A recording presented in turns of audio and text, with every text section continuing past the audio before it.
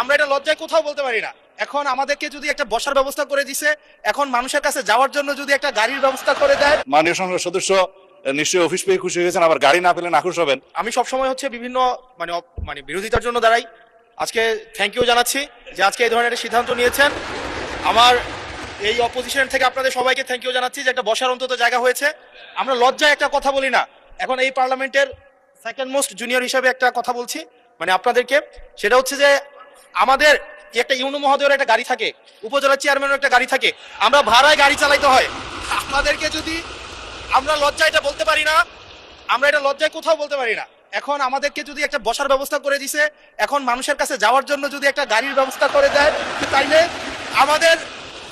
আমাদের জন্য একটু সুবিধা হয়, মানুষের কাছে একটু যাইতে পারি।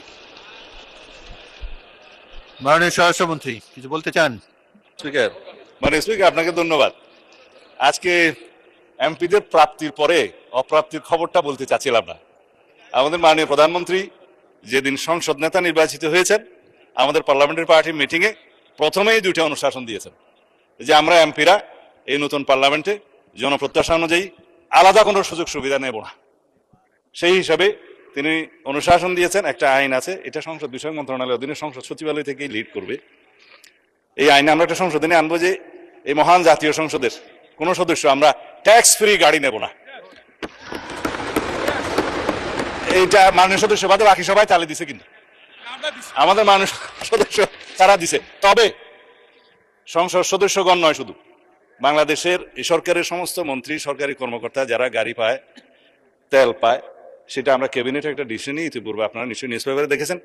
এই ক্রাইসিসের সময় শতকরা 30% তেলের বরাদ্দ আমরা কমিয়ে দিয়েছি এবং কৃচ্ছ্রতা সাধনের উদ্দেশ্যে সরকারি কর্মকর্তাদের আপাতত লোন সুবিধা যেগুলো আছে সেটাও কাটিল করা হয়েছে ফর দি টাইম বিং।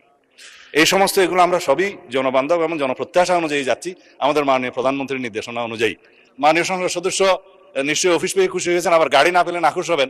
তো সেই জন্য কিভাবে কি করা যায় সংসদ সদস্যদের যানবাহনের ব্যবস্থা, সেটা আলাদাভাবে আলাপ আলোচনা করে সরকারি দল বিরোধী দল একটা বিহিত ব্যবস্থা করার জন্য আমি মাননীয় প্রধানমন্ত্রীকে অনুরোধ জানাচ্ছি। ধন্যবাদ মাননীয় স্পিকার। মাননীয় বিরোধী দলের নেতা বলুন।